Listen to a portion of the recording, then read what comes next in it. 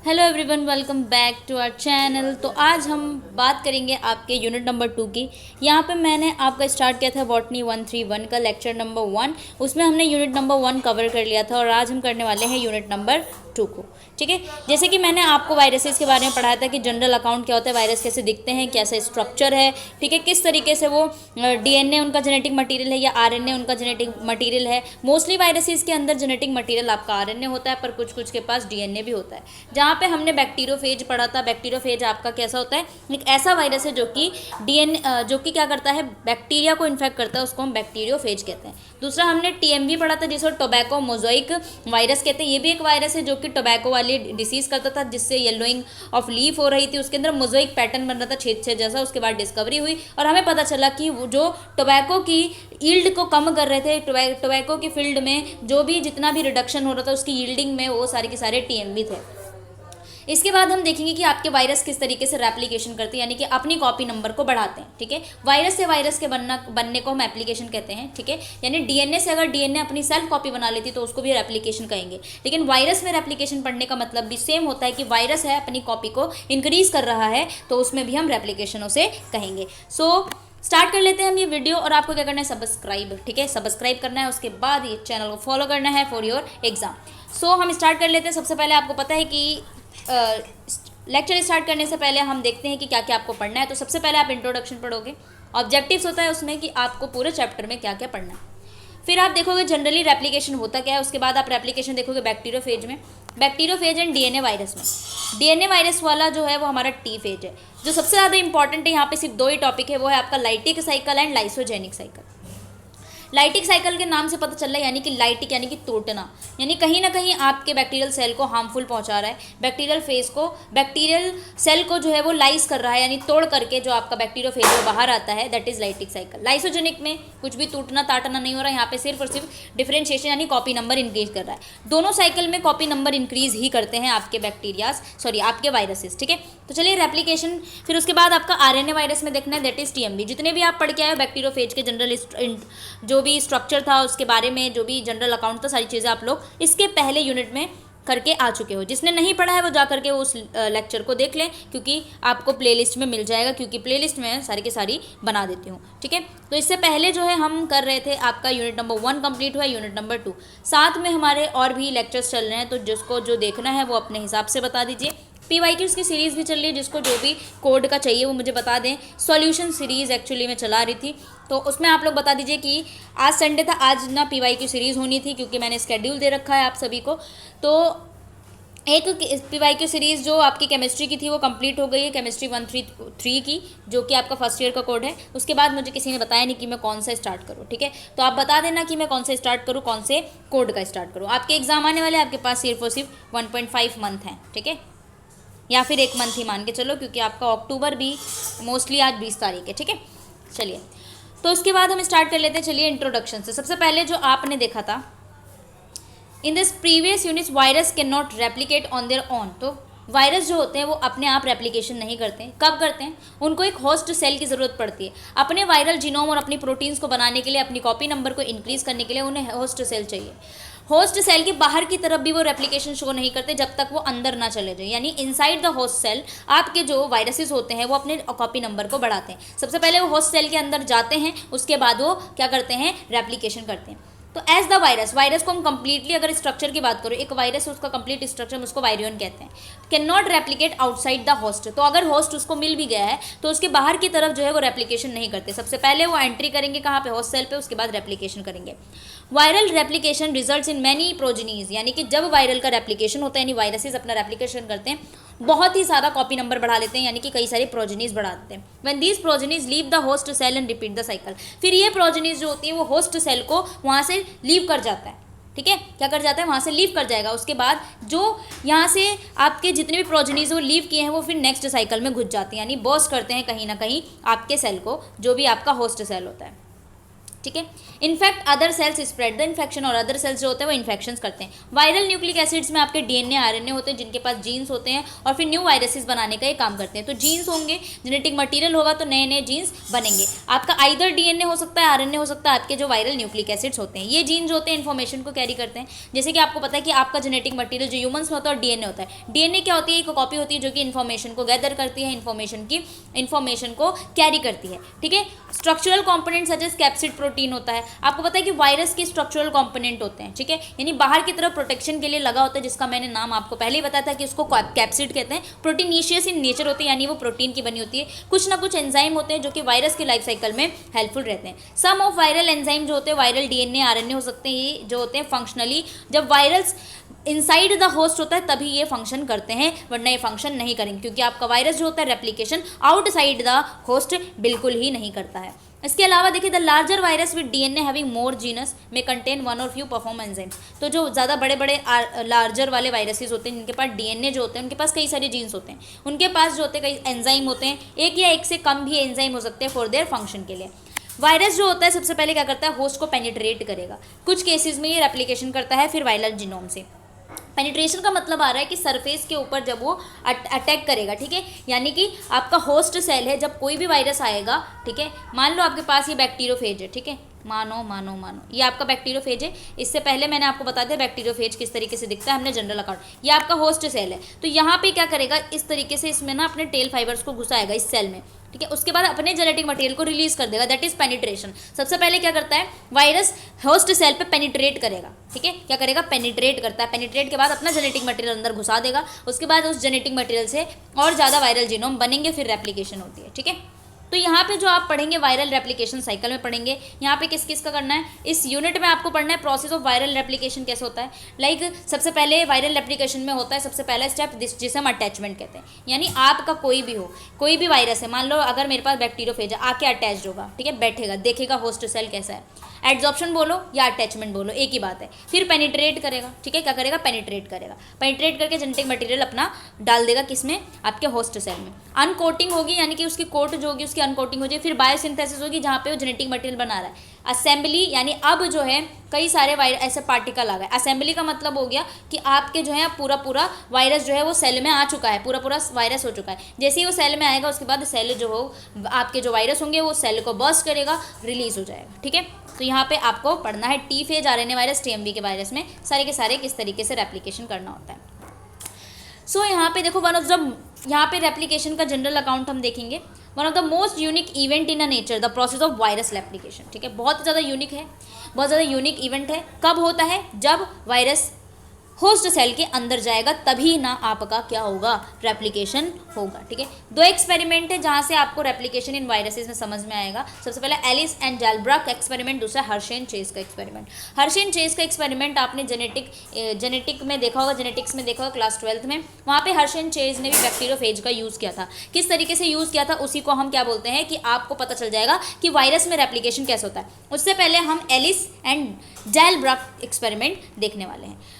तो चलिए, एलिस और डेलब्रक एक्सपेरिमेंट जो दिया गया था वो किस पे दिया गया था, ताकि पता चल जाए कि वायरस का रेप्लिकेशन क्या होता है। यहाँ पे सिंगल बर्स्ट और एक स्टेप ग्रोथ कर्व बनाया गया था, ठीक है, यानी सिंगली एक स्टेप का ग्रोथ कर्व बनाया उन्होंने, और उन्होंने बताया कि किस तरीके से आपका वायरस में रेप्लिकेशन होता है एवरीवन, राइट। तो स्टडी वायरल रेप्लिकेशन के लिए हमारे पास कौन कौन आए, एलिस एंड डेलब्रक।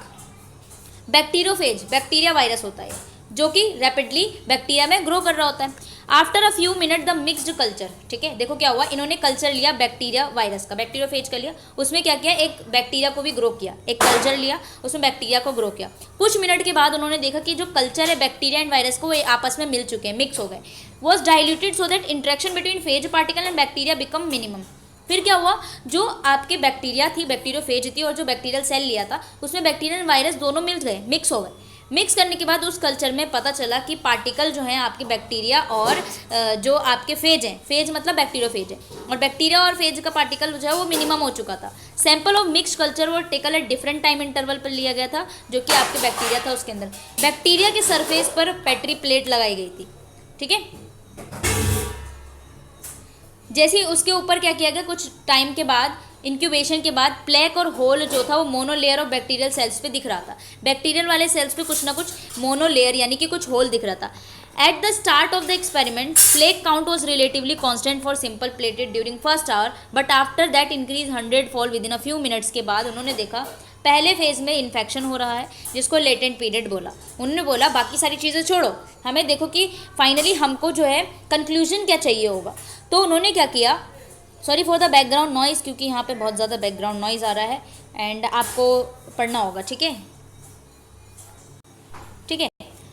तो जो इन्फेक्शन स्टार्ट हो रही है, जो पहली साइकिल स्टार्ट हो रही है इन दोनों के एक्सपेरिमेंट, तो उन्होंने बोला कि जब से पहले जो फेज़ है ना यानी इन्फेक्शन कर रहा है उस स्टेज को मैंने लेटेंट पीरियड बोल दिया। यानी कोई भी प्रोजेनी पार्टिकल्स जो है वो लिबरेट नहीं बोल रही, लिबरेट कर नहीं रही है आपके इन्फेक्टेड सेल्स में।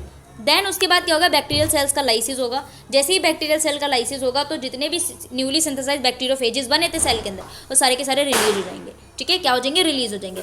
Average number of bacteriophage releases per bacterium, ये क्या बोल रहा है, average number of bacteriophage related per bacterium was called burst size. Burst size किसको बोला गया है कि कितने नंबर ऑफ बैक्टीरियोफेज रिलीज हो रहे हैं एक बैक्टीरियम से, तो वहाँ पे हम उसको बर्स्ट साइज कहेंगे। There was an increase in concentration phage particle with time, तो यहाँ पे क्या हो रहा है, कंसंट्रेशन जो है फेज पार्टिकल्स का टाइम के साथ वो इंक्रीज हो रहा था, ठीक है।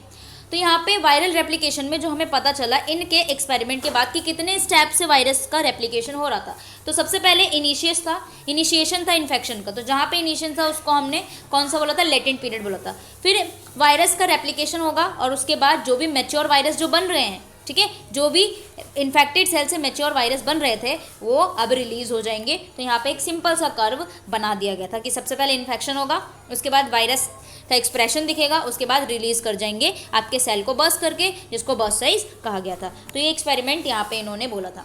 दूसरा एक्सपेरिमेंट जो आपका इंपॉर्टेंट है वो है हर्शिन चेस का एक्सपेरिमेंट आता है। इनका एक्सपेरिमेंट अभी तक नहीं देखा गया, बाकी अगर बाकी मैं इंपॉर्टेंट क्वेश्चंस वगैरह में कराऊंगी, जैसा भी होगा जो भी सबसे ज़्यादा इंपॉर्टेंट होंगे, ठीक है।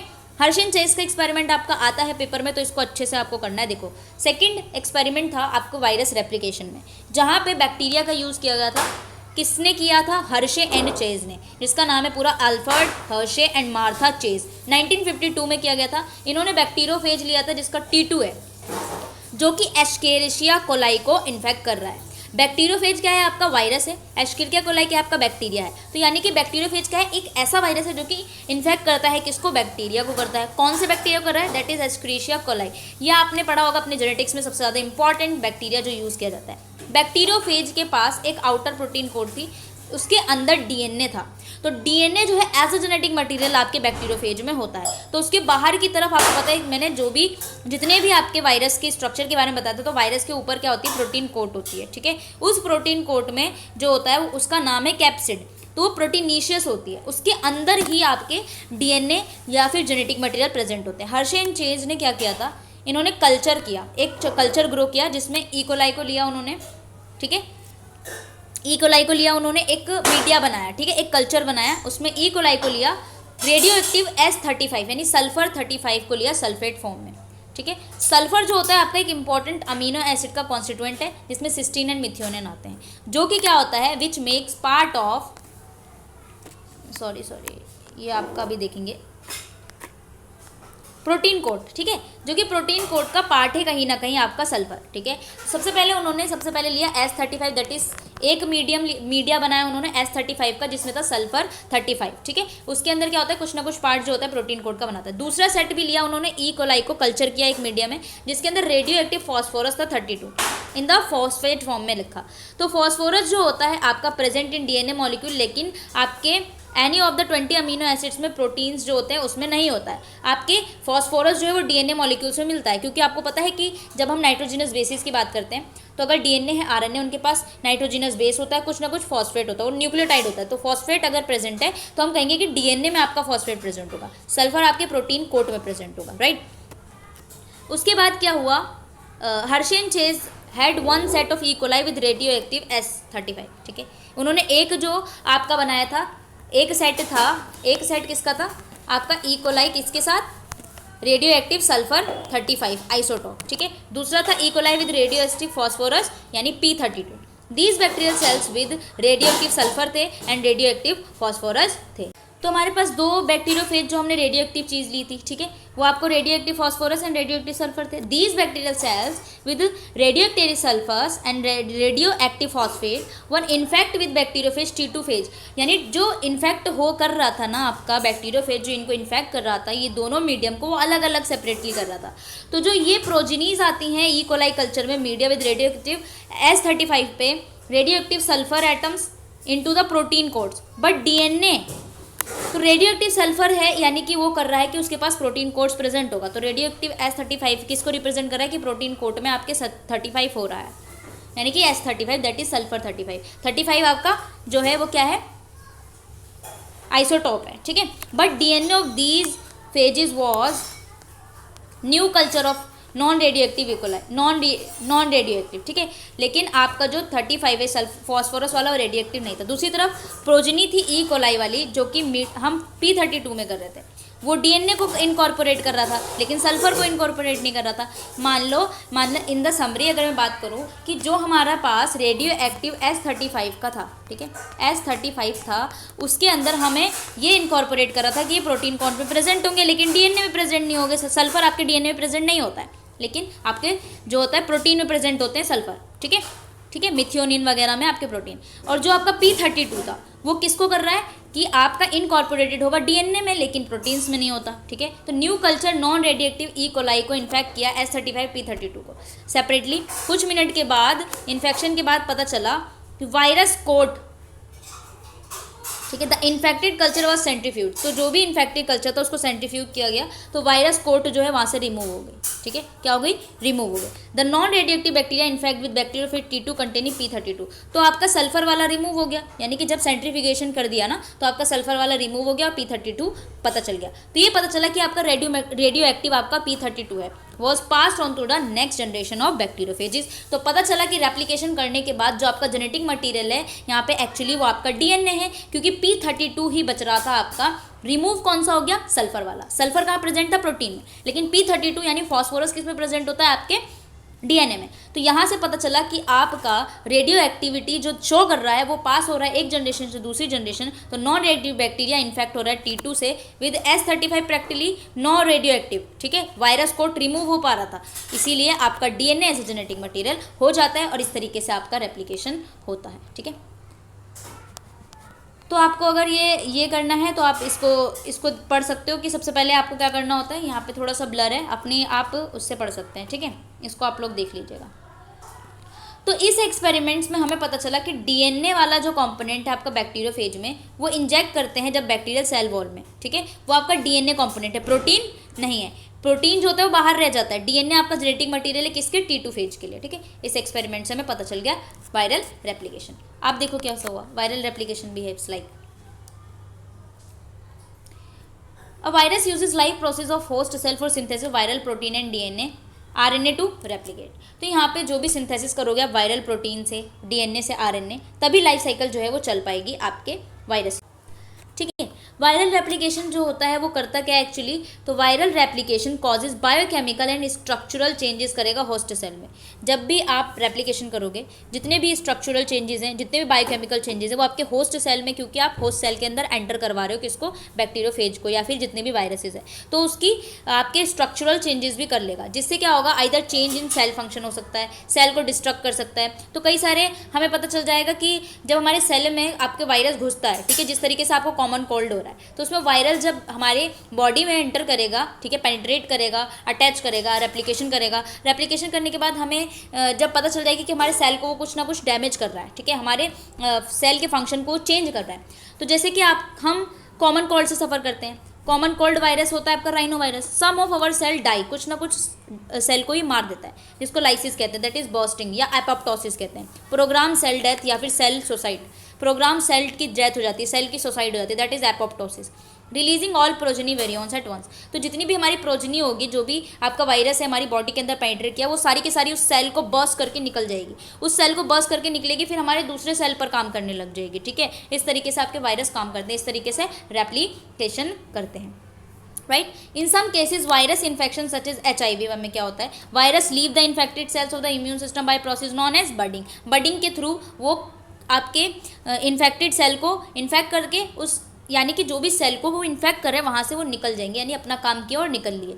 Where the cell does not undergo lysis and not immediately killed, कहीं ना कहीं ये सेल को लाइस नहीं करते पर वहाँ से निकल जाते हैं। लाइक आपके HIV में सेल को इन्फेक्ट किया और वहाँ से निकल लिए, बडिंग के थ्रू निकल लिए, ठीक है, यानी कि वो डिवाइड करते गए, डिवाइड करने के बाद वो निकल लिए वहाँ से और हमारे सेल मरे नहीं है, तब भी हमें इन्फेक्शन कर रहा है। Damage to the cell makes its impossible functional normally even cell remain alive for a period of time. तो यहाँ पे डैमेज जो कर रहा है कुछ ना कुछ टाइम के लिए वहाँ पे जिंदा रह रही है हमारी सेल्स, ठीक है।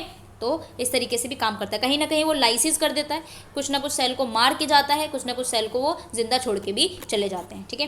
तो यहाँ पे सबसे पहले अगर मैं बात करूँ आपके वायरल रेप्लिकेशन करने के लिए, ठीक है, वायरल रेप्लिकेशन के लिए क्या क्या स्टेप्स ज़रूरी है। तो आपके वायरस जो होते हैं 5 स्टेप्स जो हैं वो बेसिकली परफॉर्म करते हैं। 5 स्टेप आपके करेंगे जिससे आपका क्या होगा, साइकिल चलती है। सबसे पहले अटैचमेंट, मैंने आपको बताया कि आपका कोई सेल है, कोई भी आपकी वायरस है, मान लो आपका बैक्टीरियोफेज है, सबसे पहले इस पर अटैच करेगा, आके देखेगा यार कैसा होस्ट है, पेनिट्रेट करेगा यानी कुछ ना कुछ पिंचेस करेगा, अपने टेल फाइबर्स को यहाँ पे पिंच करेगा, ठीक है, फिर होल कर देगा, फिर अपने क्या करेगा, वायरस अपने जेनेटिक मटेरियल को इस होस्ट सेल के अंदर भेजेगा। बायोसिंथेसिस यानी अब जेनेटिक मटेरियल आ गई, मिल गई है वायरस जो भी सेल है आपका उसके जेनेटिक मटेरियल से, फिर ये डिवाइड करना शुरू करेगी, असेंबली मतलब पूरा पूरा पार्टिकल आ जाएगा, बन जाएगा, पूरा बैक्टीरियोफेज ग्रो हो जाएगा हमारी सेल के अंदर। रिलीज यानी बर्स्ट करके रिलीज कर रहा है या बिना बर्स्ट किए रिलीज कर रहा है और फिर वो रिलीज कर जाएगा, ठीक है, इस तरीके से।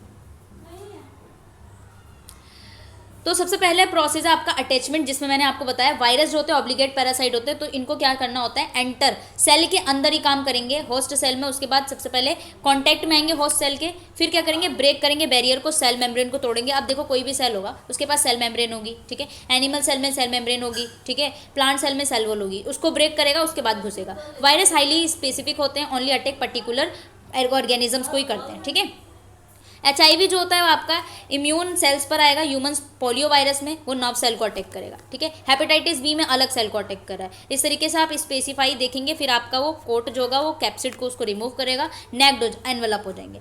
बैक्टीरियोफेज एनिमल्स वायरस जो होते हैं सेलुलर रिसेप्टर से बाइंड करते हैं एनिमल सेल पे, वहाँ पे जाके अगर सेल मेम्ब्रेन है उसको वो सबसे पहले हटाएगा। लाइक एग्जाम्पल के लिए virus receptor interaction influenza virus में होता है, यानी जो सेल है और जो वायरस है यहाँ पे कुछ ना कुछ रिसेप्टर प्रेजेंट होंगे जहाँ से ये आके अटैच होगा, जिसे हम वायरस रिसेप्टर्स इंटरेक्शन कहते हैं, ठीक है। फिर तोड़ेगा, फिर आगे जाके काम करेगा। ये देखो ये आपके वायरस एनिमल सेल्स में किस तरीके से एंटर कर रहे हैं। मान लो ये आपका एनिमल सेल्स है, ये आपका क्या है, वायरस है। वायरस यहाँ पे आएगा, कुछ ना कुछ रिसेप्टर्स प्रेजेंट होंगे, इस रिसेप्टर से अटैच होगा, अटैच होने के बाद ये एंट्री करता है, ठीक है, जिसे वायरल एंट्री कहते हैं। दूसरी चीज़ जिसे मैंने पेनिट्रेशन कहा, पेनिट्रेशन का मतलब एंड वंस द वायरस जो होता है सेल मेम्ब्रेन से अटैच हो गया, तो सबसे पहले वो क्या करेगा, होस्ट सेल में जाने के लिए पेनिट्रेट करेगा। वो क्या करेगा, एंडोसाइटोसिस करेगा या फिर वायरस एनवलप का फ्यूजन करेगा। एंडोसाइटोसिस का मतलब हो रहा है अब वो जो भी आपके साइटोसिस यानी सेल है उसके अंदर घुसने की कोशिश करेगा, दैट इज एंडोसाइटोसिस। यहाँ पे मैटर है living cell by invagination, membrane को तोड़ करके अंदर जा रहा है या फिर होल कर रहा है, वायरस एंटर कर रहा है सेल के अंदर, ठीक है। एनवलप्ड या नेक्ड वायरस जो होता है रिसेप्टर से जाएगा, जो नेक्ड वायरस है जिनके पास एनवलप नहीं है, एनवलप को तोड़ करके जाएगा, जिनके पास है वो एंडोसाइटोसिस डायरेक्टली कर लेगा, ठीक है। तो उसको हम बोलते हैं फ्यूजन ऑफ वायरस एनवलप। आप फ्यूजन भी करते हैं कुछ ना कुछ, कई सारे वायरस जो होते हैं डायरेक्टली फ्यूज करते हैं एनवलप ऑफ सेल मेम्ब्रेन से, फिर वो अंदर जाएंगे, उसके बाद अटैचमेंट होने के बाद सेल रिसेप्टर से अटैच्ड होंगे, उसके बाद एब्जॉर्ब करने के बाद वो अंदर घुसने का काम करेंगे। अनकोटिंग का क्या मतलब है, once the nucleocapsid enters the cell cytoplasm of the host cell, एक बार आपका कैप्सिड वाला पार्ट अंदर घुस जाएगा अगर होस्ट सेल के, तो वायरल जीनोम जो होगा वो सेपरेट करेगा प्रोटीन कोड को, वायरल जीनोम प्रोटीन कोड को सेपरेट कर देगा ताकि वो रेप्लिकेशन कर पाए। इसमें जो आप वायरल जीनोम को रिलीज कर रहे हो इस प्रोसेस को हम अनकोटिंग कहते हैं। मेजॉरिटी वायरस जो होते हैं ना आपके, ये देखो यू कैरियोट किस तरीके से घुस रहा है, प्रो कैरियोट किस तरीके से घुस रहा है, ये आपका है, ठीक है, घुस रहा है अंदर, ठीक है। प्रोटीलिटिक एंजाइम होते हैं किसी किसी के पास, ठीक है, जो कि क्या करेंगे, ब्रेक डाउन करते हैं प्रोटीन्स का, कैप्सिड को डाइजेस्ट कर लेंगे। तो डायरेक्टली अगर इनके पास प्रोटीलिटिक एंजाइम है तो कैप्सिड को डाइजेस्ट कर ले रहा है, फिर वो अनकोटिंग हो जा रहा है वायरल जीनोम को होस्ट सेल से जाने से पहले। कुछ वायरस होते हैं लाइक पिकॉर्ना वायरसेस, उनके पास अनकोटिंग नहीं होती है। पिकॉर्ना वायरस जो होता है होस्ट सेल को पेनिट्रेट कर लेता है एंडोसाइटोसिस डायरेक्टली उनके न्यूक्लिक एसिड जो होगा उनके होस्ट में पहुंच जाएगा एंडोसाइटोसिस से, उसके बाद रिलीज करेगा वायरल को, फिर अपने होस्ट सेल की मेटाबॉलिक मशीनरी को क्या करेगा, आगे बढ़ा लेगा।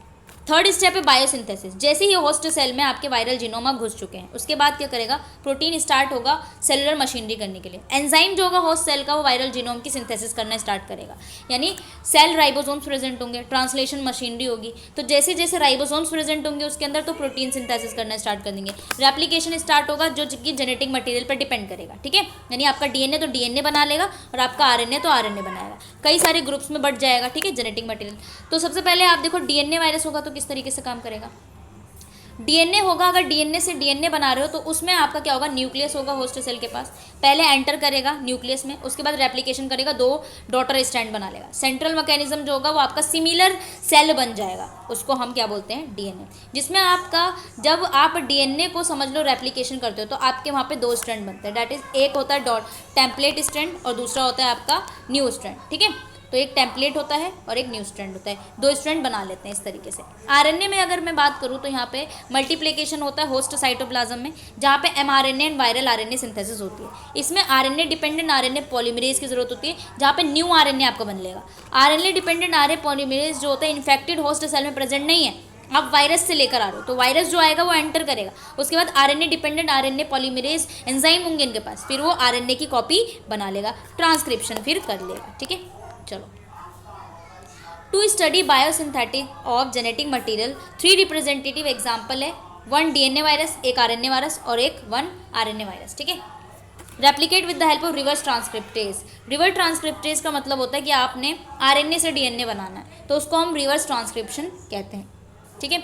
डबल स्टैंडर्ड डीएनए में किस तरीके से होता है ये आपको देखना है। सबसे पहले क्लास 1 है, जहाँ पे आपके पास डबल स्टैंडर्ड डीएनए वायरस होगा, यानी कि इनके पास डबल स्टैंडर्ड डीएनए, ठीक है, डबल स्टैंडर्ड डीएनए है एज अ जेनेटिक मटेरियल। इसका एग्जांपल क्या होगा, adeno virus, herpes virus, pox virus, ठीक है। यहाँ पे इनका जो जेनेटिक मटेरियल है वो डबल स्टैंडर्ड है, यानी 2 स्टैंडर्ड डीएनए के, इसीलिए इनको हम डबल स्टैंडर्ड डीएनए वायरस कहते हैं। In the nucleus DNA double standard होगा। वायरस जो होगा 2 थिंग्स में आएगा, एक टेम्पलेट में, दूसरा टेम्पलेट फॉर रेप्लिकेशन और टेम्पलेट फॉर ट्रांसक्रिप्शन के लिए। सबसे पहले एमआरएनए बन जाएगा, फिर वो वायरस एंटर करेगा, ठीक है, जिसको अर्ली एमआरएनए कहेंगे। अर्ली एमआरएनए जो होगा वो उसको हम टेम्पलेट की तरह यूज़ करेंगे, फिर वो प्रोटीन में बनाएगा। एमआरएनए जब बन जाएगा तो प्रोटीन में बनेगा। जब एमआरएनए को हम प्रोटीन में बनाते हैं तो उस प्रोसेस को हम ट्रांसलेशन कहते हैं। ये प्रोटीन क्या करेगा, होस्ट मशीनरी को, टेम्पलेट को क्या करेगा, कंट्रोल करने की मदद करेगा। डबल स्टैंडर्ड डीएनए जो होगा होस्ट सेल में आएगा, डीएनए पॉलीमरेज चाहिए उसको, होस्ट सेल में आएगा, सिंथेसिस करेगा, फिर वो अपने आप को वायरल डॉटर बना लेगा, ठीक है। अवेलेबल होगा फिर एमआरएनए के लिए। एमआरएनए जो होगा डीएनए रेप्लिकेशन से बन के आया है, जब आपका डीएनए रेप्लिकेशन से एमआरएनए बन के आएगा उसको हम लेट एमआरएनए कहेंगे, ठीक है। सो इस तरीके से होता है आपका। देखो, सबसे पहले वायरस में डबल स्टैंडर्ड आया, एमआरएनए बनाया, रेगुलेटरी प्रोटीन्स बनाए, रेप्लिकेशन की, प्रोजेनी बना ली, फिर यही एमआरएनए बनाएगा स्ट्रक्चरल प्रोटीन, जिसे लेट प्रोटीन्स कहेंगे। जो रेगुलेटरी प्रोटीन पहले बना ले रहा है उसको अर्ली प्रोटीन्स कह रहे हैं। क्लास 4 की अगर हम बात करें, और क्लास 1, क्लास 4, ठीक है। Virus with single standard genome हो, जिसके पास पॉजिटिव सेंस, इसमें एग्जाम्पल है picorna virus and toga virus. First step में पॉजिटिव स्ट्रैंड होगा, आरएनए वायरल रेप्लिकेशन। यहाँ पे सिंगल स्ट्रैंड यानी एक ही होगा, पॉजिटिव स्ट्रैंड होगा आरएनए का, उसको मैंने बोला सिंगल स्ट्रैंडेड आरएनए, जो कि एमआरएनए बनाएगा, होस्ट सेल और राइबोसोम से अटैच होगा, फिर ट्रांसलेशन करके अर्ली प्रोटीन्स बना लेंगे। पॉजिटिव स्ट्रैंड हो, नेगेटिव स्ट्रैंड हो, यानी सिंगल स्ट्रैंडेड होगा। तो आपके पास जो पॉजिटिव स्ट्रैंड वाला है ये नेगेटिव स्ट्रैंड भी हो सकता है, पॉजिटिव हो सकता है, फिर प्रोजेनी बना सकता है, पॉलीप्रोटीन्स बना सकता है, कई सारी प्रोटीन, फिर रेगुलेशन एंड स्ट्रक्चरल प्रोटीन, ठीक है। क्लास 6 में देखो, वायरस जिसके पास सिंगल स्ट्रैंडेड जीनोम हो with the help of reverse transcription, फिर वो डबल स्ट्रैंडेड डीएनए बना लेगा, देन उसके बाद एमआरएनए बनाएगा। इसका एग्जांपल है रिट्रोवायरस, ठीक है। इसको भी आप लोग बस एक से देख लेना, सिंपली सा, ठीक है। मैचुरेशन, उसके बाद आपका मैचुरेशन की अगर हम बात करें, मैचुरेशन का मतलब बस यही है कि जब मैचुरेशन होगा, जो कि वायरल पार्टिकल आपका बन चुका है और पेनिट्रेशन हो गया और आपने अंदर बायोसिंथेसिस कर ली है, आपने सेल के अंदर बहुत सारे बन गए। अब मैचुरेशन का मतलब है कि हेड बन रहा था, टेल अलग, टेल फाइबर अलग, कॉलर अलग, इस तरीके से बन रहा था, फिर वो मैच्योर होकर पूरा का पूरा बैक्टीरियोफेज बन जाता है, उस प्रोसेस को हम मैचुरेशन कहते हैं, ठीक है। तो जो असेंबली होती है वायरस की वो 3 मैकेनिज्म के थ्रू होती है। सबसे पहला mechanism, the virus component combined spontaneously to form particle in a process self assembly. सबसे पहले सेल्फ असेंबली करेगा, वो अपने पार्टिकल्स को कंबाइन करेगा। टेल अलग पड़ी है, गर्दन अलग पड़ी है, हेड अलग पड़ा है, उसको कंबाइन करेगा। दूसरी चीज़, कुछ वायरस में स्पेसिफिक वायरस एंडेड प्रोटीन्स होते हैं जो कि वायरस स्ट्रक्चर का पार्ट नहीं है, तो कुछ ना कुछ जो एनकोडेड प्रोटीन्स होंगे जो कि इसका पार्ट नहीं होंगे, उसको रिमूव कर देंगे, ठीक है। वायरस पार्टिकल ऑल्सो असेंबल करेगा प्रीकर्सर प्रोटीन्स को, इनएक्टिव प्रोटीन्स वगैरह होगी सबको असेंबल करेगा, उसके बाद प्रोटीलिटिक क्लीवेज होगा, फिर अपने आप को बन जाएगा। फिर फाइनल स्टेप जो होता है वो आपका रिलीज होता है, जिसमें वायरस जो होंगे अब पूरा बन चुके थे वो रिलीज कर देंगे डेड सेल से, और फिर बडिंग के साथ एक्सोसाइटोसिस कर देते हैं होस्ट सेल से। ठीक है, तो सबसे पहले होस्ट सेल को दो फॉर्म में करते हैं, या तो सेल को लाइसिस कर देंगे। लाइटिक वायरस क्या होते हैं? ऐसे वायरस जो कि एनवेलप्ड एंड नैक्ड होते हैं, ये सिंपल प्रोसेस से निकल जाते हैं। इन्फेक्टिव सेल्स को जो भी रप्चर करेंगे फिर उसके बाद लाइसिस होंगे।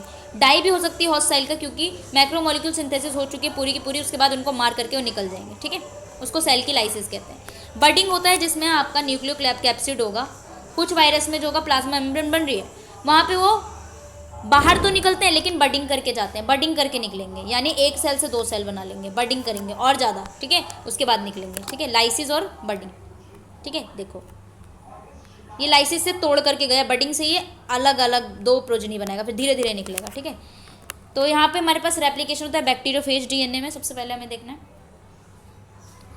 आपका इंपॉर्टेंट है, चलो ई कोलाई में इन्फेक्शन जो होता है फेजिस से होता है, जिसका नाम है टी फेजिस। मैंने आपको बताया ई कोलाई में आपका बैक्टीरियोफेज है, जिसको हम डीएनए वायरस या फिर टी फेज भी कहते हैं। जैसे कि रेप्लिकेशन मेथड होता है, ठीक है, जैसे कि रेप्लिकेशन मेथड होता है जो हमने किया अभी 5 स्टेप किए, तो यहाँ पे इसके बेस पे हमारे पास दो मेन टाइप के बैक्टीरियोफेज होते हैं। एक होता है लाइटिक जो कि विरुलेंट टाइप का होता है, एक होता है लाइसोजेनिक जो कि टेम्परेट टाइप का होता है, that is a virulent. Virulent का मतलब जो इन्फेक्शन करेगा तोड़ करके जाएगा।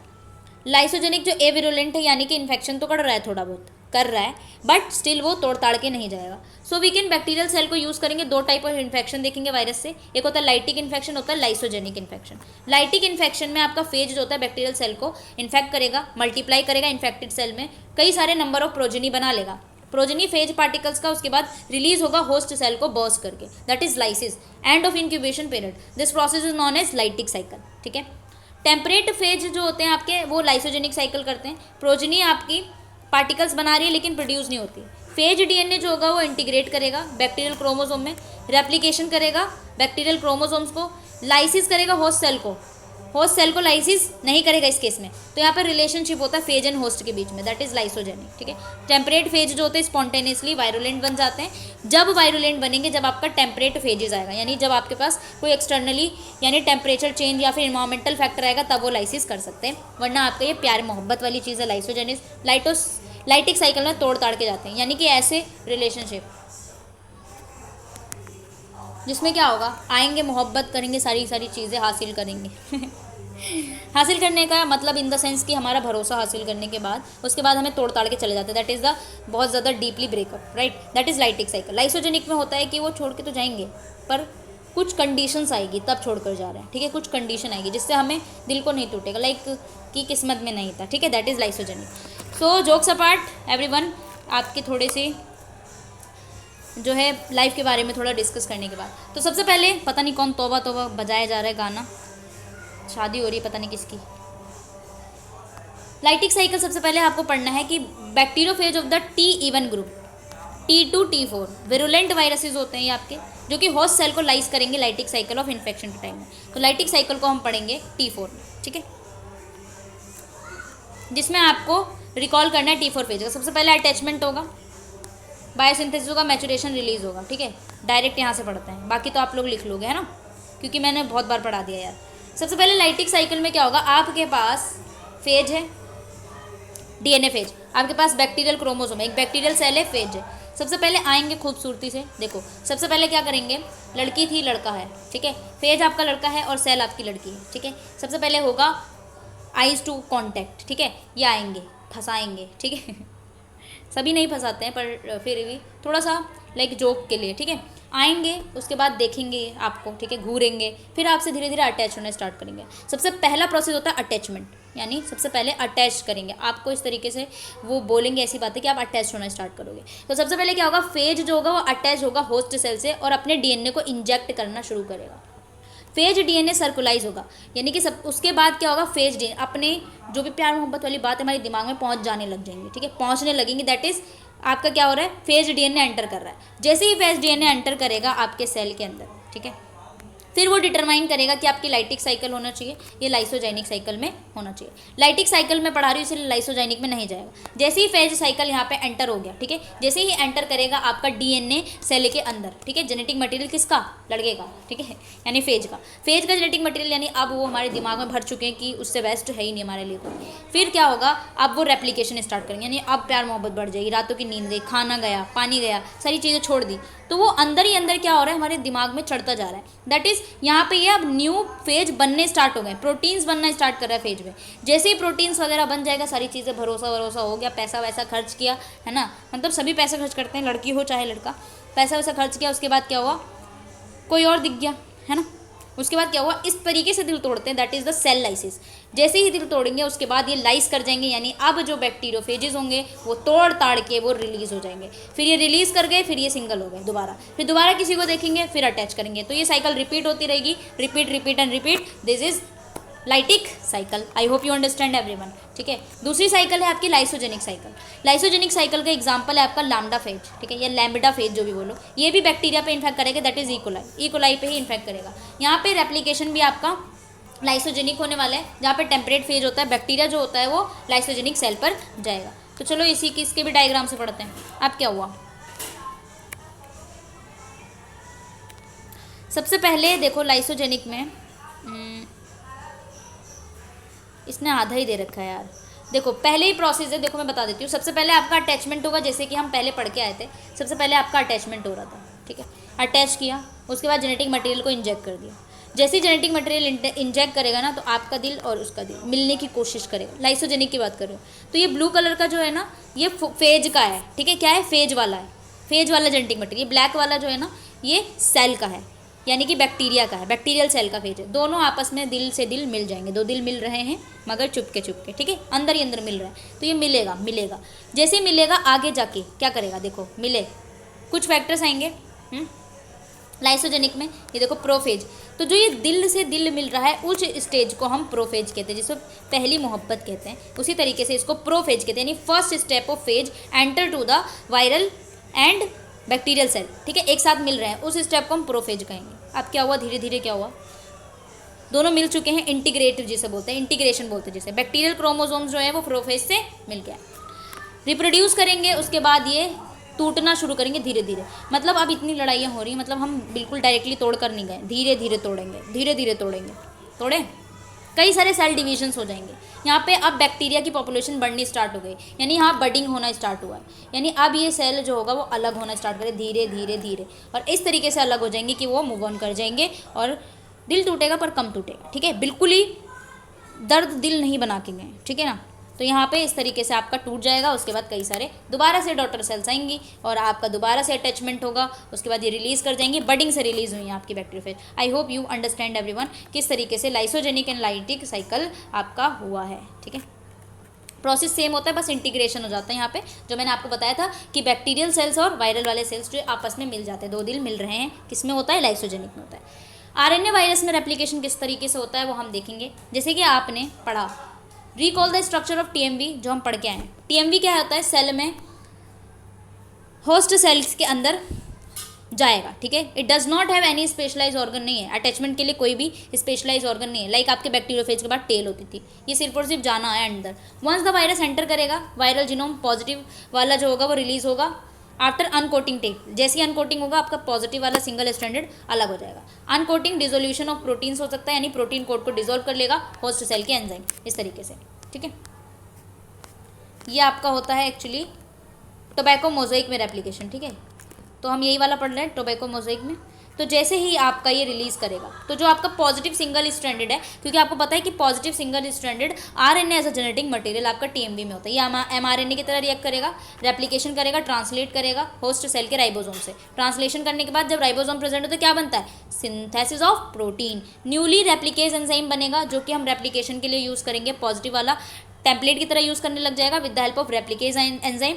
कॉम्प्लीमेंटेरिटी सिंगल स्टैंडर्ड आरएनए बनाएगा, बिल्कुल जो कि आपका सिंगल स्टैंडर्ड आरएनए था पॉजिटिव वाला, उसी की तरह सेम बना लेगा नेगेटिव वाला। इसी तरीके से दोनों बन जाएंगे, नेगेटिव वाला रेप्लिकेट करेगा, ठीक है, रिपीटेटिव इंटरमीडिएट बनेंगे यहाँ पे, वो टेम्पलेट की तरह करेगा, तो मोर आपका पॉजिटिव बनने लग जाएगा, पॉजिटिव वाला एमआरएनए करेगा तो मोर नेगेटिव वाला बनने लग जाएगा। कैप्सिड प्रोटीन जो होगी वो एक टाइम पे ऑप्टिमल लेवल पे आ जाएगा और फिर वायरल जीनोम बन जाएगा, ठीक है, इस तरीके से।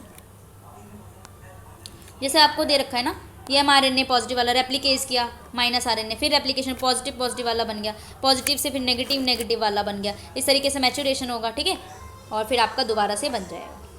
तो ये चैप्टर आपका हो गया है डन डन डना डन डन, ठीक है, ये आपका डन हो गया। नेक्स्ट हम पढ़ने वाले हैं आपका यूनिट 3, जहाँ पे आप बैक्टीरिया के बारे में पढ़ेंगे, जहाँ से आपको पढ़ने को आता है कई सारी चीज़ें। प्रोकैरियोटिक सेल्स पढ़ेंगे, बैक्टीरिया को तो आपको पता ही है, यूकैरियोटिक सेल्स पढ़ेंगे, बहुत ज़्यादा इंटरेस्टिंग है ये, बहुत इजी है। Cell membrane, cytoplasm, genome, plasmid, ribosomes, ठीक है, गैस वेसिकल्स, सारे के सारे बहुत इंपॉर्टेंट। प्रोकैरियोट यूकैरियोट में आपका आता है, शेप की बात करें उसमें आता है सेल वॉल आता है, क्या होता है, इकोनॉमिक इंपॉर्टेंस आता है। ये चैप्टर थोड़ा सा बड़ा है, हम नेक्स्ट लेक्चर में करेंगे आई होप। कल मंडे है तो कल आपका नेक्स्ट लेक्चर होने वाला है अकॉर्डिंग टू योर स्केड्यूल, जैसे कि स्केड्यूल है उसके हिसाब से। एंड ये आपका आज के लिए हम इतना ही करते हैं, बाकी मिलते हैं नेक्स्ट वीडियो में। एंड आपको क्या करना है, सब्सक्राइब। और यार किसी को असाइनमेंट बनवा लो यार गरीबों से, ठीक है, तो मुझे डायरेक्टली मेरे टेली हैंडल पे कर सकते हैं मैसेज @missmedico170, ठीक है, टेली हैंडल। तो इस पर आप मुझे कर सकते हैं डायरेक्ट डीएम अगर आपको असाइनमेंट्स बनवाने हैं। Then I will share you my contact number. तो यहाँ पे शेयर नहीं कर रही हूँ बिकॉज अभी थोड़ा सा प्राइवेसी चाहिए। देन उसके बाद आफ्टर 1 or 2 के subscriber I will share you, ठीक है। तो उसके बाद हम मिलते हैं नेक्स्ट में मिलेंगे यार, अच्छे से मिलेंगे। और आप लोग बता देना कि आपको क्या क्या इंपॉर्टेंट। एक चीज़ और बता देती हूँ कि PYQs में थोड़ा सा मिस्टेक हो गया था तो मैं उसको कम्युनिटी पोस्ट कर दूँगी, ठीक है, केमिस्ट्री 133 वाले में। तो चलिए मिलते हैं नेक्स्ट में। And good night all of you and everyone, bye bye, ठीक है।